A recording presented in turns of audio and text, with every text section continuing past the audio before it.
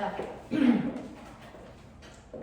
오늘 해야 되는 거 열파트 112페이지에 열과 연료값 가져온 요거거든요.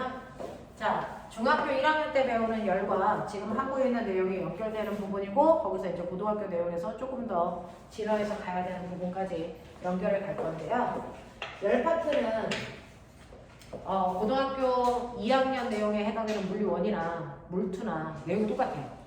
그래서 역학을 뺀 나머지는 전기 파트 그 뒤에 가면 파도 파트도 있거든요. 사실은 물투하고 별 차이가 없어. 그래서 역학만 잘 건너가면 나머지는 어려운 게 없는데 우리가 역학이 이제 다 끝났어요. 그래서 선생님이 너네 하는 거 보고요. 뒤에 전기 파트하고 파동 파트를 물리1이 아니고 물투에 가서 눌러도 되거든요. 자, 한번 볼게요. 네, 그래서 커리를 좀 다시 한번 짜볼게요. 자, 보시면 여러분들이 오늘 하셔야 되는 거 열과 열 에너지 요리 우리가 얘기하는 열이라는 건 사실은 열이라는 자체가 아니고 열 에너지를 줄여서 열이라고 한다. 열 에너지를 줄여서 열이라고 했던 겁니다. 그래서 우리가 그동안 일반적으로 사용했던 열이라는 건 사실은 물리에서는 열 에너지를 얘기하는데 그러면 이러한 열 에너지 열은 뭐야? 라고 하는 걸 이제 배울 건데 그 전에 우리가 물체를 이렇게 손으로 만지면 그 물체가 아 차가워, 아 뜨거워 라고 하는 물체의 차고 뜨거운 정도가 있어. 자, 물체마다 그 안에 있는 입자가 움직이는 속도에 따라서 지네들끼리 충돌을 하거든. 그러니까 그 충돌에 의해서 그 물체의 차고 뜨거운 정도가 결정이 돼. 됐냐? 그래서 어떤 사람이 여기를 만지면 아 시원해 라고 얘기하는 사람도 있고 아 차가워 라고 얘기하는 사람도 있겠지. 됐어? 이렇게 물체의 차고 뜨거운 정도가 그 안에 있는 입자의 운동에 의해서 결정되는데 그 차고 뜨거운 정도를 사람들이 국어적으로 표현할 때는 표현법이 다 다양하니까 누가 얼마나 차가운지를 잘 표현할 수가 없어. 그래서 이 차고 뜨거운 정도를 객관화시키기 위해서 이 정도를 뭘로 표현하니? 숫자로 표현해. 이걸 뭐라 그러니? 물체의 차고 뜨거운 정도를 숫자로 표현해요. 10, 20 이렇게 해요. 이걸 뭐라 그래요? 온도라고 하는 거예요. 그래서 물체의 차고 뜨거운 정도를 숫자로 표현하는 걸 우리가 온도라고 한다. 온도라고 한다. 그러면 우리 지구상에서 사용하는 온도에도 여러 종류가 있겠죠. 자, 그러면 이러한 온도에는 어떤 종류가 있을까? 온도의 종류. 됐어? 온도에도 여러 가지 종류가 있는데 그 온도의 종류를 보시면 섭씨 온도라는 게 있고요. 하씨 온도라는 게 있고 절대 온도라는 게 있더라. 됐어? 이 세 가지 온도 표현으로 우리가 사용하고 있거든요. 그 중에서 우리가 알고 있는 섭씨 온도라는 것과 하씨 온도라고 하는 게 있는데 얘네들을 만든 기준이 뭡니까? 원래 온도라는 건 없었고 인간이 만든 건데 그럼 섭씨와 하씨를 뭔가를 만들 때는 기준이 있어야 되는 거 아니야? 그럼 섭씨 온도, 하씨 온도는 뭘 기준으로 만들었어요? 얘는 물의 상태 변화를 기준으로 만들었어요. 물의 상태 변화를 기준으로 만든 게 섭씨 온도와 하씨 온도예요. 그러니까 물이 있는데 그 온도를 막 높여서 물이 바글바글 끓기 시작하는 물의 끓는 점을 섭씨라고 하는 사람은요 100이라는 숫자로 표현을 했고 하씨라는 사람은 이걸 212도의 도로 표현한 거예요. 거꾸로 온도를 낮춰가지고요 물이 얼기 시작하는 그 순간을 물의 어느 점이라고 표현을 하는데 섭씨에서는 물이 얼기 시작하는 차가운 정도를 0이라는 숫자로 표현했고요. 하씨는 얼마로 표현했냐면 32도로 표현했어. 됐어. 그래서 똑같은 물을 기준으로 했지만 그 물의 상태 변화가 일어나는 온도를 나타내는 숫자만 다르게 한 거야. 그 중에서 섭씨 온도는 0도부터 100도까지를 100등분으로 나타낸 거잖아요. 똑같은 온도 차인데 그 안을 100등분해서 나타내느냐 아니면 보시는 것처럼 180등분으로 더 세분해서 표현하느냐 그 차이입니다. 되겠어? 그래서 온도라고 하는 거를 처음에 사람들이 만들기 시작한 거고 그 온도를 섭씨와 하씨라는 두 명의 과학자가 만든 건데요. 걔네들은 똑같이 물의 상태 변화를 나타낼 때 그 안에 표현하는 온도 체계만 다르게 했던 거다. 그래서 더 살균하게 표현되는 건 화씨 온도죠. 그래서 자, 이런 식으로 해서 이 100등분하는 한 등분의 온도 간격을 섭씨에서는 1도라고 하는 거고요. 180등분에서 한 등분의 간격을 화씨에서는 1도라고 표현하는 거예요. 그래서 자, 그러면 절대 온도는 뭐예요? 라고 하면 절대 온도는요. 절대 온도는 사실은 이렇게 물체의 속도, 그 차고 뜨거운 정도는 안에 있는 입자들이 움직이면서 지네들끼리 충돌해서 발생하는 열 때문에 차고 뜨겁다고 했어요. 그러니까 열이 발생하는 원인은 안에 있는 입자의 운동 속도야. 그래서 온도를 높이면 높일수록 운동 속도는 더 활발해지니까 더 열이 많이 발생하는 거야. 그러면 거꾸로 온도를 낮추면 안에 있는 입자들의 운동 속도가 느려져. 그러면 충돌이 적게 일어나. 그래서 차가워지는 거야. 그래서 그러면 온도를 낮추다 보면 이제 그 안에 있는 입자의 운동이 뭐 할 수도 있니? 멈출 수도 있어. 맞냐? 가능하죠. 그랬을 때 이렇게 절대 온도는 안에 있는 물체의 차고 뜨거운 정도가 안에 있는 입자의 운동 때문에 나타나서요. 안에 있는 입자의 운동, 속도를 기준으로 만든 온도가 바로 절대 온도예요. 그래서 안에 있는 입자들의 운동 속도를 기준으로 만든 온도가 절대 온도고요. 그랬을 때 그 안에 있는 입자의 운동이 멈추는 순간, 지구에 있는 모든 물체의 운동이 멈추는 순간의 온도를 0켈빈이라고 한 거예요. 이걸 절대 영도라고 하죠. 섭씨 온도는 영하가 있죠. 화씨 온도도 영하가 있어요. 영하 100F. 그래서 이렇게 있단 말이야. 근데 절대 온도는 0켈빈이 가장 낮은 온도. 이거보다 더 낮은 온도는 없단 말이죠. 그래서 모든 물체의 운동이 멈추는 순간의 온도를 0켈빈으로 놓은 겁니다. 자, 근데 이러한 절대 온도를 보면 그 안에 있는 입자의 운동 속도를 통해서 운동 에너지를 구할 수 있거든요. 그래서 앞으로는 기체의 운동 에너지는 2분의 3 KT 이렇게 해서 운동 에너지를 구합니다. 우리는 사실은. 그래서 K는 상수고 라지 T는 절대 온도를 표현하는 거거든요. 그래서 절대 온도만 알면 물체의 운동 에너지를 구할 수도 있어. 그래서 앞으로는 섭씨 온도를 사용하는 우리나라도 화씨 온도를 사용하는 미국 사람들도 과학에서만큼은 온도 표현을 모두가 절대 온도로 바꿔서 표현합니다. 그럼 많은 것들을 우리가 알아낼 수 있거든요. 그러면 어떻게 하면 섭씨 온도를 절대 온도로 바꿀 수가 있지? 라고 하는 거예요. 그래서 우리는 섭씨 온도를 스몰 t로 나타내요. 화씨 온도를 몇으로 쓰고 절대 온도를 몇으로 나타내는데 절대 온도로 바꿀 수 있는 방법은 됐죠? 네. 섭씨 온도에다가 알지 않냐? 중학교 1학년 때 배웠는데? 중학교 2학년 때 배우나? 중학교 2학년 마지막 단어는 열인가 보다. 그렇다고 쳐. 자, 절대 온도는 섭씨 온도에다가 어떻게 하면 될까? 273도를 더하면 됐어요. 이게 절대 온도가 돼요. 되냐? 섭씨 온도에다가 273을 더하면 절대 온도로 환산이 됩니다. 그러니 물의 어느 점을 섭씨 온도에서 0이라고 했으니까 여기다 273을 더하시면 실제로 물의 어느 점을 절대 온도로는 273켈빈으로 표현할 수 있다. 그래서 물에 끓는 점이 100도라고 했는데 거기다가 273을 더해보세요. 그렇다면 절대 온도가 나옵니다. 373켈빈이 되죠.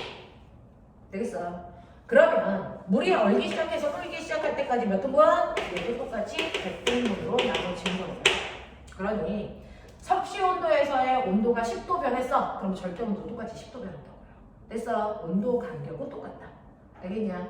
이런 식으로 해서 우리가 온도 체계를 3개를 사용하고 있어요. 섭씨 온도, 화씨 온도, 절대 온도. 시험에서 좀 많이 나오는 편이야.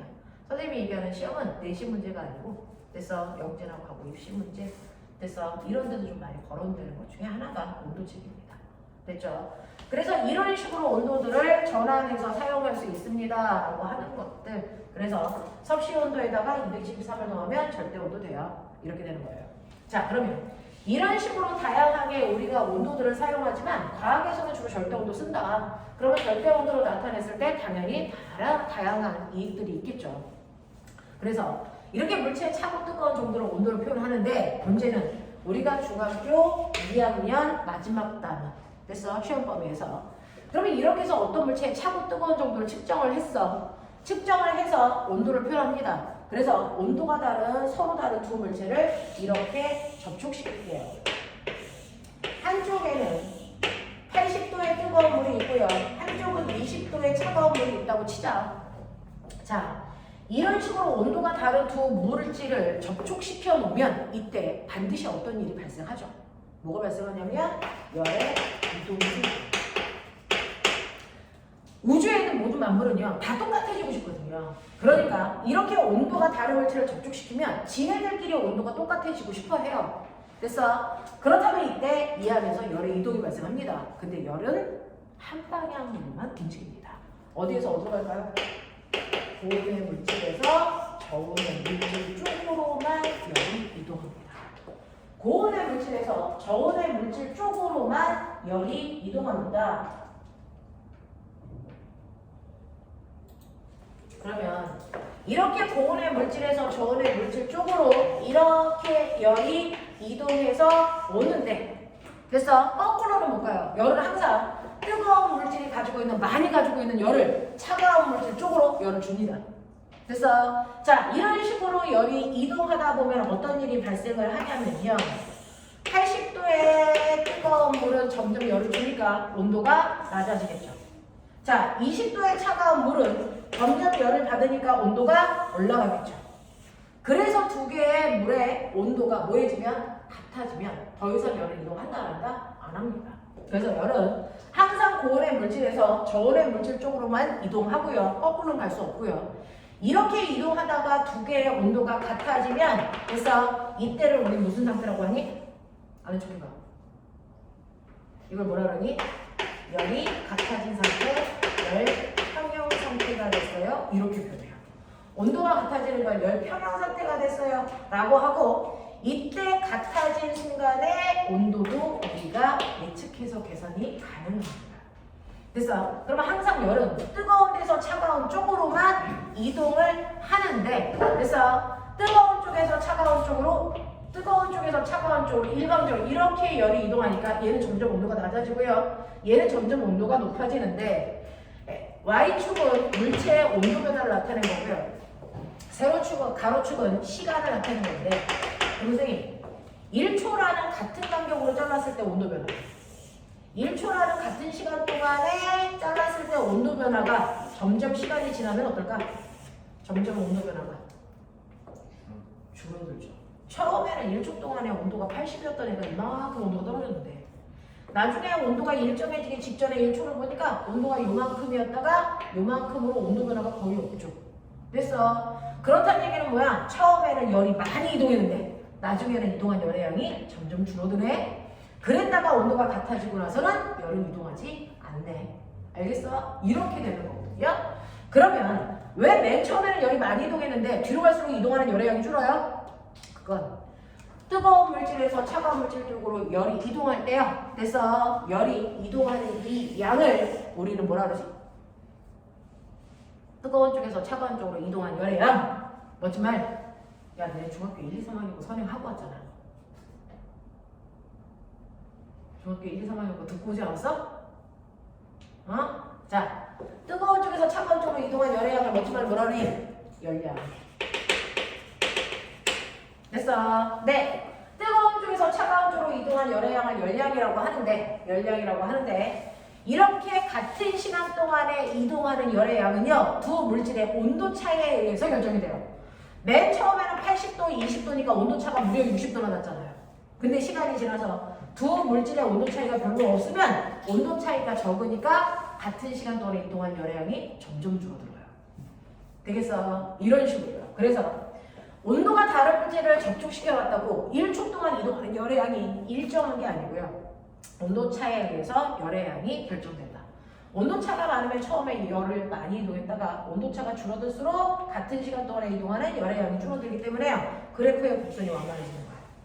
맞아? 그랬다가 온도 차이가 없으면 더 이상 열은 이동하지 않는다.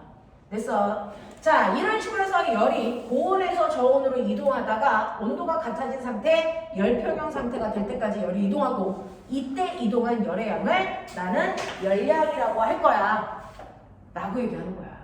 되겠어? 자, 그래서 네가 알아둬야 되는 네 번째, 열량이라는 단어를 물리에서는 열 에너지라고 합니다. 그래서 그래서 우리가 맨날 쓰는 열이라고 하는 거 원래 이름이 열에너지라고 했지. 그 열에너지라는 그 이름이 사실은 너네가 중학교 때 배웠던 열량과 같은 얘기야. 그래서 열에너지는 뭐야? 얼마나 뜨거워요가 아니고 얼마나 뜨거운 물질에서 차가운 물질 쪽으로 열이 이동했니? 이걸 열에너지라고 한다. 이동한 열이에요. 알겠습니까? 이걸 열량이라고 하는 거예요. 그러면 이런 식으로 뜨거운 쪽에서 차가운 쪽으로 열이 이동하는데 그 이동한 열의 양 열량 어떻게 구해요? Q는 C, 암, 타 이렇게 구했었죠. 중학교 2학년 마지막 단원 시험 문제예요. C, 암, 타 이렇게 구해요. 그래서 이동한 열의 양은 C, 암, 탑으로 이렇게 구하는 건데 예를 들어서 뜨거운 물질이 차가운 물질 쪽으로 열을 10만큼 줬어. 됐어? 그럼 뜨거운 물질이 잃은 열의 양이 10이죠. 차가운 물질이 얻은 열의 양은 얼마예요? 10이에요. 똑같아요. 됐어? 그러니 나는 이 열량은 고온의 물질이 잃은 열량도 이렇게 구하고요. 차가운 물질이 얻은 열량도 이렇게 구하면 돼요. 됐어? 그러면 열량 구하는 식은 뭔데? 열량은요. C가 뭐야? 비열. 곱하기 M이 뭐야? 그 물질의 질량. 곱하기 델타 T가 뭐야? 열 평형이 될 때까지 변한 온도량. 온도 변화량. 요거라고요. 예를 들어서 실제로 여기에 맨 처음에 80도의 물이 100g 들어있었어. 여기에는 20도의 물이 얼마 들어있었어? 200g 들어있었어. 그래서 두 개를 접촉시켜서 열이 막 이동해서 열평형이 T도에서 이루어졌어. 됐어? 그러면 이 T가 몇 도일까? 이거 계산하고 싶어. 할 수 있어. 왜? 뜨거운 물질이 잃은 열량과 차가운 물질이 얻은 열량은 결국은 같을 거니까. 맞죠? 그래서 이런 식으로 고온의 물체가 잃은 열량과 저온의 물체가 얻은 열량은 같다라고 하는 방정식으로 문제를 풀 수 있는데요. 고온의 물이든 저온의 물이든 물의 비열은 1이에요. 그래서 뜨거운 물의 비열도 1, 차가운 물의 비열도 1이니까 비열 자리에다가 1 집어넣으시면 돼요. 됐어? 자, 거기다가 물체의 질량 집어넣으시면 되는데 됐어? 자, 물체의 질량은 100g이라고 했으니까 100 됐니? 요번에 면접에서 비열의 단위가 뭐니? 이렇게 나왔어요. 비열의 단위 1 kcal per 그램 아니 1 칼로리 per 그램 도시 이렇게 됩니다. 그래서 네, 물의 비열이 1이라고 하는데 물의 비열은 1kcal per kg 도시로 보셔도 되고 1칼로리 per 그램 도시로 보셔도 돼요. 얘가 킬로그램이면 킬로칼로리, 그램이면 칼로리. 알겠습니까? 이렇게만 느끼시면 돼요. 자, 그래서 비열이 1이고요. 고온의 물의 질량이 100g이고요. 그 다음에 온도 변화는 40도에서 T도까지 온도가 매우 이렇게 변화를 해보죠. 됐어? 그러면 저온의 물체는요, 비열 1이고요. 질량은 200이고요. 그 다음에 온도 변화는 됐어? 20도에서 T도까지 올라왔으니까 온도 변화량은 높은 온도에서 낮은 온도를 빼시면 되겠죠. 이렇게 가면 돼요. 되겠어? 자, 그러면 여기에 공두개 지워놓고 가시면 80-T는 얼마입니까? T-40 3T는 얼마? 20 T는 얼마? 얼마 나오니? 40 되겠어요? 그래서 얘는 40도에서 열평형이 되네요. 이렇게 여러분들이 찾아나가시면 되겠죠. 됐어? 자, 그랬을 때 이게 40이니까 40을 집어넣어 보시면 뜨거운 물이 잃은 열량이 얼마인지가 계산이 돼요. 그래서 뜨거운 물이 잃은 열량이 얼마냐면요. 얼마입니까? 4,000 얼마? 칼로리의 열량은 이렇구나. 되겠어? 그러면 차가운 물도 얻은 열량 나와요. 이게 40이니까 이게 20이죠. 곱하시면 얼마 나와요? 똑같이 4,000 얻었구나. 맞아? 이런 것들. 그래서 온도가 다른 물질을 접촉시키면 항상 뜨거운 물질이 가지고 있는 열이 차가운 물질 쪽으로 이동을 한다. 그 이동한 열의 양은 열량 또는 열에너지라고 한다. 알겠어? 그 이동한 열의 양을 구하는 식이 바로 C, 암, 탑으로 외우시면 되죠. 되겠어? 자, 이런 식으로 해서 뜨거운 물질과 차가운 물질의 주고받은 열의 양이 똑같다는 걸 통해서 열평형의 온도도 구할 수 있는데 이거보다 더 중요한 건 뭡니까? 선생님, 비열이 뭐예요? 이게 제일 중요하죠. 면접에서 가장 많이 나오는 것 중에 하나입니다. 비열이 뭘까요? 라고 하는데 비열이라고 하는 건요. 우리가 여러분들이 이제 중학교 2학년 때 배웠나요? 물질의 특성 뭐 있어? 밀도, 용해도, 녹는자, 끓는자 이런 거 있죠. 그 물질만이 가지고 있는 특별한 성질로 다른 물질과 구별되는 성질이 물질의 특성입니다. 그래서 그 물질의 특성에 밀도, 용해도뿐만 아니라 비열도 물질의 특성이에요. 그래서 그럼 비열이 뭔데요? 라고 하면 모든 물질 1kg을 1도 높이는 데 필요한 열의 됐어. 네. 어떤 물질이든지 상관없어요. 모든 물질을 1kg만 떠와. 그 1kg을 떠와서 그 1kg을 1도 높이는 데 필요한 열 에너지를 우리는 그 물질의 비열이라고 한다. 자, 예를 들어서요. 실제로 이렇게요. 수조에다가 중학교 교과서에 있는 그림인데 이렇게 반만 집어넣어서 됐어. 네, 수조가 이렇게 있는데 한쪽에는 여러분들이 보시는 것처럼 물 1kg을 넣고요. 한쪽에는 모래 1kg을 넣어요. 온도계를 꼽아서 똑같이 처음에 온도가 10도였다고 치자. 그러면 내가 여기에 여러 장치를 설치해서 가열을 한다고요. 가열을 해서 10도였던 물이 정확하게 11도가 될 때까지, 모래도 똑같이 10도였던 물이 11도가 될 때까지 여러 장치로 가열을 해서 열을 준다고 해요. 그랬더니 모래는 열을 얼마 받으면 100을 받으면 그래서 1도 올라간다고 치자. 그렇다면 물의 비율은 100이야. 이런 식이야. 됐어? 근데 모래는 1도 올라갈 때까지 내가 열을 줬는데 얘 금방 올라가. 열을 20만 주면 1도 올라가. 그럼 모래의 비율은 얼마야? 21만. 알겠어요? 이런 식으로요. 모든 물질 1kg을 1도 높이는 데 필요한 열 에너지를 그 물질의 비열이라고 한다. 근데 이게 물질마다 다 다르다. 그래서 그 중에서 지구에서 비열이 가장 큰 편에 속하는 게 누구다? 물이다. 물은 비열이다. 그래서 그러면 비열이 크면 어떤 일이 발생을 하는데 내가 얘네들한테 똑같이 열을 100만큼 줄게. 물은 몇 도 올라가는데? 비열이 100이니까 1도 올라가. 그쵸? 모래는 몇 도 올라갈까요? 내가 100이라는 열을 줬으니까. 얘 몇 도 올라갑니까? 5도 올라갑니다. 무슨 말인지 알겠죠? 이런 식으로 비열이 더 큰 물질은 똑같은 열을 줘도 온도가 조금밖에 안 움직이는데, 그래서 비열이 작을수록 온도가 쉽게 바뀐다. 이 뜻이거든요. 그래서 이렇게 물질들 1kg을 1도 높이는 데 필요한 열량의 비열을 알면요. 비열이 클수록 온도가 잘 변하지 않는다는 거죠. 온도 변화량이 작아요. 대표적으로 비열이 큰 물질이 물이란 말이죠. 그러니까 물은 온도가 거의 잘 안 변해요. 그러니까 아무리 사계절 내내 우리나라의 해안가 근처에 그래서 겨울철에는 온도가 영하 30도까지, 여름철에는 온도가 30도까지 올라가요. 그래서 그래도 바닷물의 온도는 10도에서 20도 사이밖에 안 움직여요. 온도 변화가 거의 없다고요. 그러니까 바닷속 해양 생물들이 제대로 살 수 있는 거죠. 무슨 말인지 알았어? 이렇게 되고요.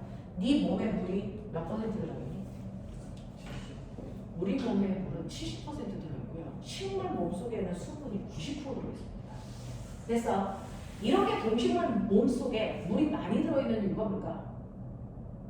비열이 높은 물질이 물로 채워져 있어서요. 체온 변화를 거의 없게 되는 거예요. 알겠습니까? 이렇게 되는 거거든요. 자, 그래서 비열이라고 하는 건 바로 이런 것들을 얘기하고요. 이러한 비열차가 있는 곳이 있어요. 자, 이렇게 보시면 해안가에 해가 쨍쨍 내려주는 한낮이라고 쳐봐요. 그러면 이 태양에서는 육지 쪽으로도 열이 가고 바다 쪽으로도 열이 가는데 똑같은 양의 열이 간단 말이죠. 근데 그 열을 모래는 받아서 얘는 비열이 작으니까 온도가 쭉쭉쭉쭉 올라가요.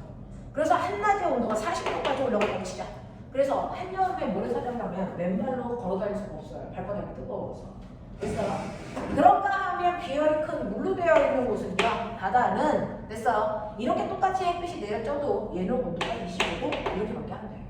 그러면 이 위에 떠 있는 공기는요. 열평이 돼야 되잖아요. 그러니까 모래 위에 있는 공기는 40도, 바다 위에 있는 공기는 25도 이렇게 된단 말이야. 됐어? 그러면 상대적으로 모래 위에 있는 공기들이 더 뜨거우니까. 됐어? 네, 뜨거워진 공기는 활발히 움직이니까 입자와 입자 사이의 거리가 멀어지네요. 가벼워지죠. 됐어? 그래서 뜨거운 공기들이 밀도가 낮은 거예요. 그래서 가벼운 공기가 되니까 얘는 위로 올라가. 상대적으로 차가운 공기는 공기 입자들의 운동 속도가 느려지니까 무거워져요. 그래서 찬 공기는 무거워지니까 가라앉습니다. 되겠어? 자, 근데 공기가 여기 몰려있을 수 없으니까 공기 입자가 어느 정도 밑에 몰리게 되면 그래서 입자가 많은 쪽에서 적은 쪽으로 공기 입자가 이동합니다. 됐어? 그래서 항상 뜨거운 고온 쪽에서는요 공기가 위로 올라가면서 아래쪽에 공기의 양이 줄어드는 저기압이 만들어져요. 항상 차가운 저온 쪽에서는요 공기 입자들이 몰리니까 그래서 입자가 많아서 입자들이 세게 누르는 고기압이 형성돼요. 그러면 어떤 일이 발생을 하냐면 공기는 반드시 많은 쪽에서 적은 쪽으로 이동하게 되니까 이렇게 공기가 수평으로 이동하는 바람이 불게 돼요. 그래서 바람은 수평으로 공기가 이동하는 현상을 얘기하는데 반드시 바람은 어디에서? 고기압에서 저기압 쪽으로 바람이 불게 됩니다. 됐어? 고기압 쪽에서 저기압 쪽으로 바람이 부는데 이때 바람이 시작된 쪽을 우리가 풍향으로 부른다. 그러면 바람이 지금 어디에서 어디로 불어요? 바다에서 육지로 불죠? 됐어? 그래서 바다에서 시작한 바람이니까 낮에 부는 바람을 바다에 해자 써서 해풍이라고 부르게 됩니다. 됐어? 밤에는요 거꾸로 기온이 거꾸로 바뀌어요. 자, 해가 떨어지면 모래의 온도가 쭉쭉쭉쭉 떨어져서 얘가 10도까지 떨어진다면 바다는 온도가 별로 안 떨어져요. 비열이 크니까. 그래서 온도가 한 20도밖에 안 되면 여기가 오히려 저온이 되고 고온이 되잖아요. 그럼 바람이 거꾸로 이렇게 분다. 됐어? 밤이 되면. 그러면 밤이 되면 거꾸로 육지 쪽에서 바다 쪽으로 바람이 시작되니까 자, 이걸 우리 뭐라고 한다? 육풍이라고 합니다. 이렇게 하는 거죠. 그래서 이 두 개를 합해서 그래서 하루 동안에 부는 바람을 우리가 해류풍이라고 불러요. 맞냐? 그래서 이렇게 해류풍이라는 바람이 생기는 이유는 모래와 물 사이의 비열차에 의해서 부는 바람이라는 얘기죠. 됐죠? 그래서 비열차가 우리 몸에 온도 변화를 적게 해주는 역할도 하고 해류풍이라는 걸 만들어내는 역할도 하더라. 되겠습니까? 그래서 비열이 뭔지는 머릿속에 좀 놓고 가셔야 됩니다.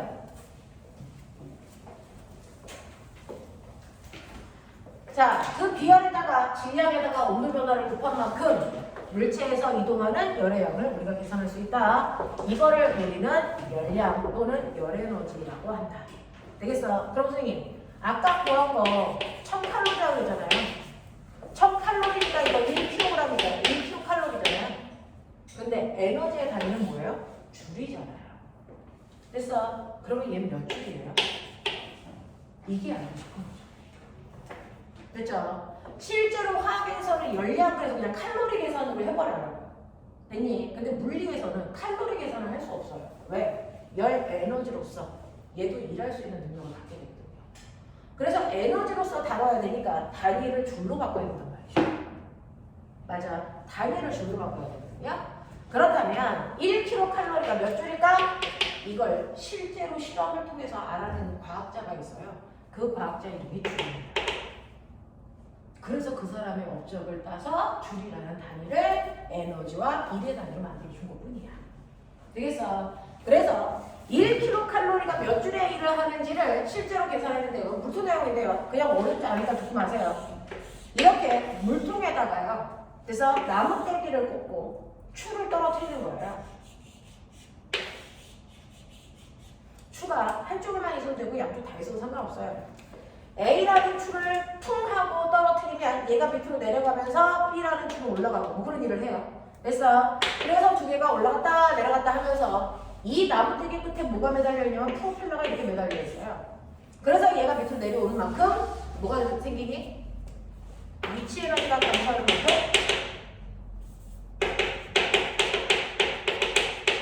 이게 뭘로 바뀌어요? 운동 에너지로 바뀌어요. 그래서 안에 있는 프로펠러가 팽글팽글 돕니다. 됐어? 그러면 안에 있는 프로펠러가 팽글팽글 도는데 문제는 여기에 물이죠. 그럼 프로펠러가 돌면서 물이랑 뭐 할까? 뭐 할까? 부딪히겠죠. 그럼 부딪히면 그 충돌에 의해서 뭐가 발생하니? 뭐가 발생하니? 마찰에 의한 열 에너지가 발생하는 거야. 그 열 에너지 때문에 물의 온도가 뭐하니? 올라가요. 됐어? 그러면 물의 온도가 몇 도 올라갔는지, 물의 질량이 얼마인지, 물의 비열을 아니까 그거를 집어넣어서 계산하시면 물이 받은 열량이 나와요. 됐어? 또 추가 떨어진 횟수와 높이를 알면 추가 잃어버린 위치 에너지도 나온다고요. 자, 그래서 추가 떨어지면서 감소한 위치 에너지가 밑에 있는 프로펠러 날개를 돌리면서 운동 에너지로 바뀌고 그 운동 에너지만큼 물이 열 에너지를 만들어낸다 이 얘기예요. 그래서 예를 들어서 위치 에너지 감소량이 100줄인데 추가 만들어낸 열 에너지가 10칼로리라고 치자. 그렇다면 결론은 뭐야? 1칼로리가 10줄의 크기다 라는 걸 우리가 알아낼 수 있는 거잖아. 이 실험을 주리했단 말이야. 됐어? 이 실험을 주리해서 그 결과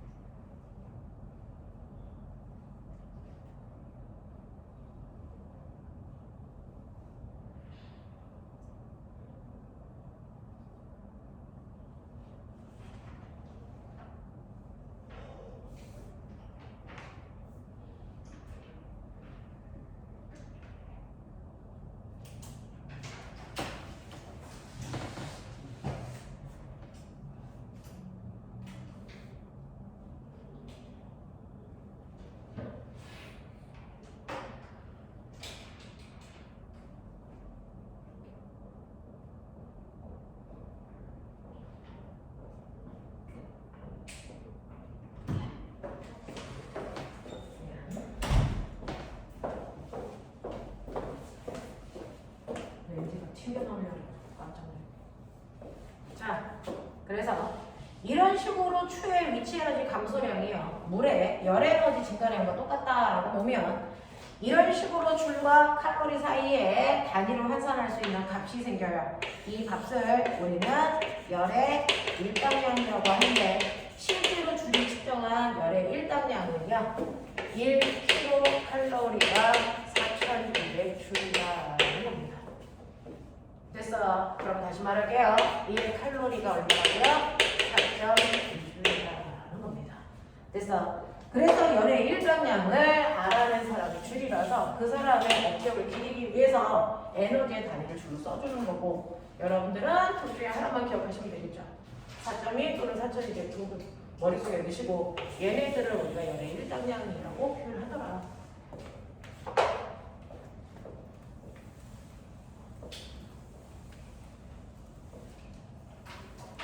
되겠죠? 자, 이런 식으로 해서 실제로 고온에서 저온 쪽으로 열이 이동하고요. 이동한 열의 양을 우리가 열량이라고 하는데, 열량 계산하는 방법을 시향착오로 계산한다. 되겠어? 비열 곱하기 질량 곱하기 온도나 이런 식으로 해서 우리가 비열이라는 걸 계산해낼 수가 있더라. 이게 열량이다. 자, 그러면 이런 식으로 열은요, 온도 차이가 있는 두 물질을 접촉시키면 반드시 뜨거운 쪽에서 차가운 쪽으로 열이 이동하는데, 됐죠? 네. 이런 식으로 열이 이동할 때 너희들 기억하고 있지? 열, 이동, 방법. 말해봐. 열이 이동하는 방법에는 몇 가지가 있니? 이러시면 안 되거든요. 열 이동하는 방법. 다 정확한 내용이거든요. 열이 이동하는 방법에는 몇 가지가 있냐면 세 가지가 있어요. 열세, 전도, 대류, 복사. 열은 전도, 대류, 복사 이 세 가지 방법으로 열은 이동합니다. 전도, 대류, 복사라고 하는 저 세 가지 방법으로 열이 이동해요.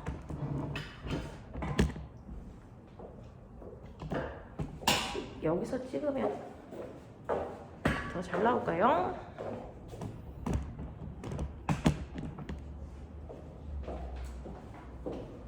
혹시 안 보여? 실판 상관없죠. 자, 전도, 대류, 복사 이 세 가지 방법으로 열이 이동하는데, 전도라는 건 고체 물질 속에서 열이 이동하는 방법이에요. 그래서 예를 들면 이렇게 알코올 램프가 있죠. 알코올 램프가 있으면 한쪽에 이렇게 내가 철 막대기를 집어넣고, 그래서 여기를 손을 잡고 이렇게 가열하고 있으면 여기만 열받으니까 여기는 안 뜨거울까? 아니요, 조금 있으면 뜨거워져요. 왜? 열이 이렇게 전달되어 왔으니까. 이걸 전도라고 하는데, 전도는요, 고체 물질 속에서 어떤 입자가 열을 받으면요, 열받은 입자는 운동속도가 뭐해지니? 활발해져. 활발해지면 그 옆에 열을 받지 않는 입자랑 툭툭툭툭 부딪히면서 그 충돌에 의해서 열을 전달하게 돼. 됐어? 이렇게 열받은 입자는 직접 이동할 수는 없는데, 충돌에 의해서 열을 건네주는 전달하는 형태를 우리가 전도라고 한다. 알겠습니까? 네, 근데 고체 물질이라도 이게 철이냐 아니면 유리냐에 따라서 열이 전달되는 속도가 같을까 다를까? 전혀 다르겠죠. 그래서 어떤 애는 열을 빨리 전달할 거고 어떤 애는 천천히 전달할 거고. 알겠어? 이렇게 열을 옆으로 잘 전달하는 성질을 우리는 열, 전도율이라고 해요. 열을 옆으로 빨리빨리 전달할 수 있는 열 전도율이 큰 애가 대부분 금속입니다. 알겠어? 네, 이렇게 됩니다. 자, 그런가 하면 대류라고 하는 건 뭡니까? 라고 하면 대류는요, 이런 식으로 물이 있어. 자, 물과 같은 액체나 기체에서 열이 이동하는 형태예요. 액체나 기체에서 열이 이동하는 형태로요, 여기 입자들이 있는데요.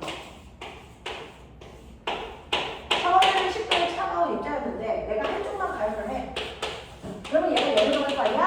자, 그럼 열을 받은 아이는 됐니? 입자와 입자 사이에 여기에 있는 아이인데 입자와 입자 사이에 거리가 멀어져요. 그럼 거리가 멀어지면 부피가 커져요. 대신에 전체 질량은 결합해요. 그러면 단위를 따라서 밀도가 작아져요. 됐어? 이거야. 그러니까 액체나 기체가 열받으면 그 열을 받는 그 부위에서 입자와 입자 사이의 거리가 멀어지면서 부피가 커진다. 부피가 커지는데 질량의 변화가 없으니까 밀도는 상대적으로 감소하죠. 그래서 가벼워지면 그 가벼워진 아이는 위로 떠요. 열받은 입자들은 가벼워지면서 떠요. 대신에 그 자리를 차가운 애들이 내려와서 채웁니다. 라고 하는 전체적으로 순환 대류가 생기겠죠. 그래서 이렇게 되면서 이 자리에 계속 열이 없는 차가운 애들이 계속 공급돼서 오고 얘가 계속 가열을 해. 그래서 그래서 전체가 뜨거워지는 형태. 알겠습니까? 그래서 대류라고 하는 건 열을 받은 입자가요. 열을 가지고 직접 이동하는 형태야. 알겠어? 이 대류가 원활하게 잘 되게 하기 위해서 우리는 항상 에어컨은 어디에 설치? 위에 설치. 난로는 어디에 설치? 아래에 설치해야 전체 교실이 열이 잘 순환. 알겠습니까? 이렇게 하게 만든 겁니다. 자, 그런가 하면 복사라고 하는 건 뭡니까?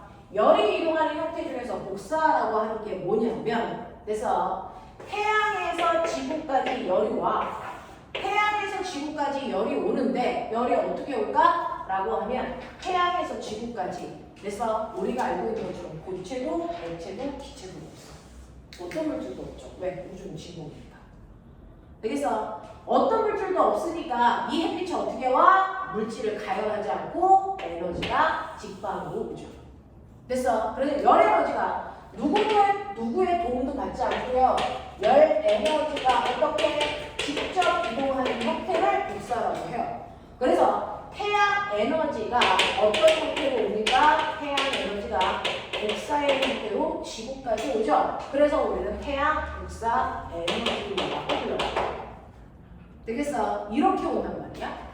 그러면 이러한 태양 복사 에너지를 지구가 흡수합니다. 됐어? 30%는 지구에 안 들어오고 30%는 우주로 반사돼서 나가고요. 70%만 흡수해요, 지구가.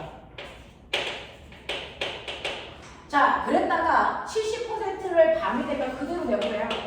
그러니까 지구는 열을 쌓아주지 않는단 말이에요.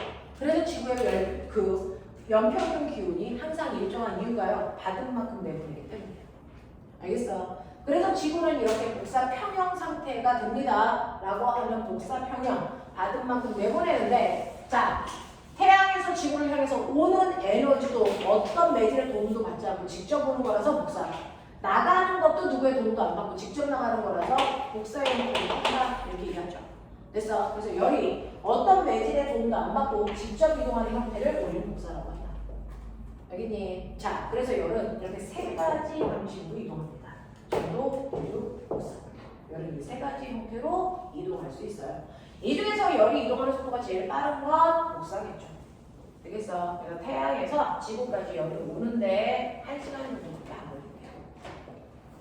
자, 이렇게 된다 라고 하는 거 열의 이동 방법 기억해 주시고, 그러면 이렇게 어떤 물질이 열을 받았어.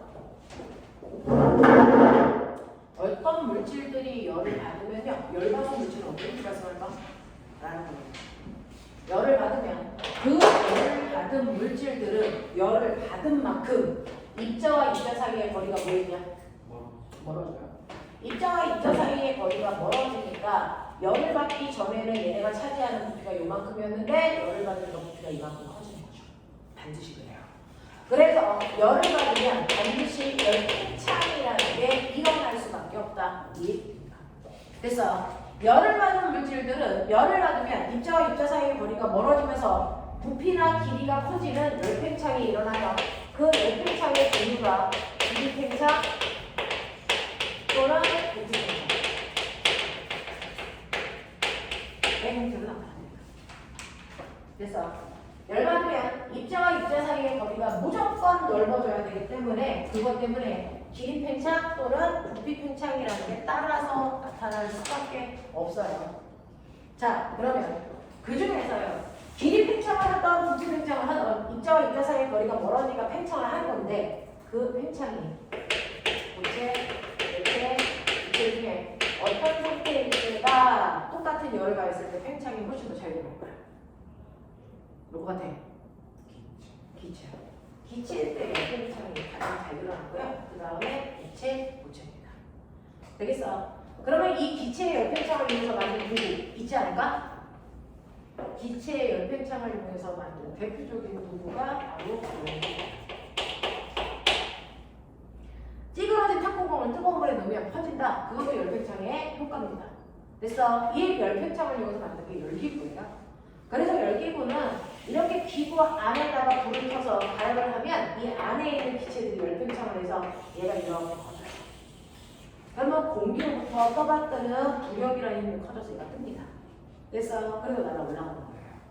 이런 식으로요. 그래서 기체의 열팽창을 이용해서 만든 대표적인 도구에는 열기 있고요. 액체 열팽창을 위해서 만든 도구 뭐 있을까요? 이게 액체 온도계예요. 얘가 그래요.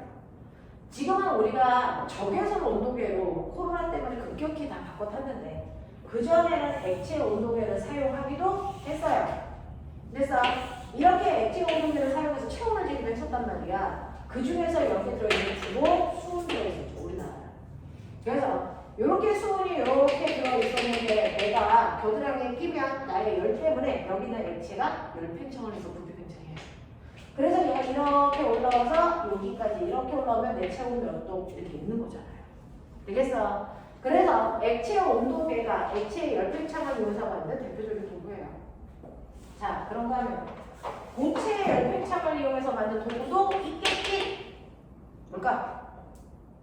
뭘까? 이름이 바이메탈. 됐어. 자, 바이메탈이라고 하는 게 바로 고체 열 팽창을 이용한 건데요. 요번에 여기 시험 보면 안 들어가요. 이거 7단원이야. 내일 몇 단원 들어가냐? 2단원 끝이랑 5단원 2, 5, 6. 너는? 7단원, 5단원, 6단원. 그럼 이제 기말고사 때 보는 게 7단원에 해당되는 열팽창이야. 그래서 지금 여기서부터 여기까지가 다 중학교 2학년 끝단원에 있는 거야. 왜냐? 아직 고등학교 선행 안 들어가서. 자, 그래서 이렇게 바이메탈이라는 게 있는데 바이메탈은 뭐냐면 서로 다른 두 개의 금속을 이렇게 붙여놓은 거야. A 금속, B 금속. 근데 금속마다 열받았을 때 늘어나는 정도가 달라. 열 팽창률이 다르다겠지. 그래서 네, 어떤 금속은 열을 받으면 쭉쭉 잘 늘어나는 애가 있는가 하면 어떤 금속은 열을 받아도 조금밖에 안 늘어나는 애들이 있겠죠. 그래서 열 팽창이 다른 금속 두 개를 쓸 건데 그 중에서 열 팽창이 B가 훨씬 더 크다고 치자. 더 크다고 치자. 그럼 내가 여기를 이렇게 가열해. 그러면 얘네들이 온도가 똑같이 올라간다고 치자. 자, 그랬을 때 A는 열 팽창이 작으니까 조금만 늘어나고 싶겠어. 근데 B는 열 팽창률이 크니까 그래서 이만큼 늘어나려고 해. 근데 얘네 끝을 이렇게 붙여놨거든요. 그래서 누구 하나가 튀어나오지 못해요. 그래서 그럼 튀어나오지 못해야 되는데 얘가 더 길어져야 돼. 그럼 어떤 일을 발생할까? 튀어나오는 게 아니고 얘가 휘어요. 알겠어? 그래서 열팽창이 작은 애가 안쪽으로 들어가고요. 열팽창이 큰 애가 바깥쪽으로 나오게 되면 이런 식으로 열팽창이 되죠. 그러면 A는 요만큼 늘어나는데 B는 이만큼 늘어나잖아요. 알겠습니까? 네, 이런 식으로 해서 열팽창이 다른 물질을 접촉시켜 놓으면 아이가 휘는 성질을 갖는다는 거예요. 자, 이렇게 휘게 되면 여기가 이런 식으로 전선으로 연결되어 있었는데요. 처음에는 이 물질이 이렇게 내려와서 전선이랑 연결돼서 닿았단 말이죠. 근데 뜨거워지면 뜨거워질수록 얘가 이렇게 휘어서 전선이랑 떨어져요. 그럼 전류 흘러 안 흘러? 안 흘러요. 그래서 예를 들면 다리미는 엄마가 옷을 다리는데 실크 같은 경우에는 한 60도의 열로 살짝만 다리면 되거든요. 근데 면티 같은 경우에는 한 180도 온도로 다려줘야 돼요. 온도 조절을 해야 된단 말이야. 그 온도 조절 장치에 들어있는 게 바이메탈인데. 그래서 내가 60도에서 다려야 되는 경우에는 60도로 버튼을 맞춰 놓으면 그래서 이 바이메탈이 조금만 이렇게 떠도 전선이랑 분리가 되게끔 만드는 거야. 그래서 전류가 안 흘렀다가 서서히 온도가 식으면 다시 원래대로 돌아오죠? 그럼 다시 전선이랑 연결돼 다시 전류를 내. 그래서 온도를 조절할 수 있는 역할을 하게끔 만들어 놓은 거예요. 그래서 바이메탈은 현재 온도 조절 장치로 주로 사용하고 있어요. 온도 조절 장치로 주로 사용하는 게 바이메탈입니다. 되겠어? 자, 얘네들이 바로 고체, 액체, 기체라고 하는 아이인데 열팽창을 이용해서 만든 겁니다. 고체, 액체, 기체의 열팽창을 이용해서 만든 도구들을 우리는 말했습니다. 되겠어? 자, 이런 식으로 여러분들이 열팽창에 해당되는 내용까지 알겠냐? 여기까지가 중학교 여러분들이 1학년, 2학년 때 배우는 내용이에요. 그래서 여기까지가 중학교 내용이고 여기까지의 내용을 머릿속에 집어넣었다면 이제 고등학교 내용 집어넣으셔야 되거든요. 자, 그럼 10분만 끌어드릴게요. 10분만 끌었다가 그래서 고등학교 내용 해드릴게요.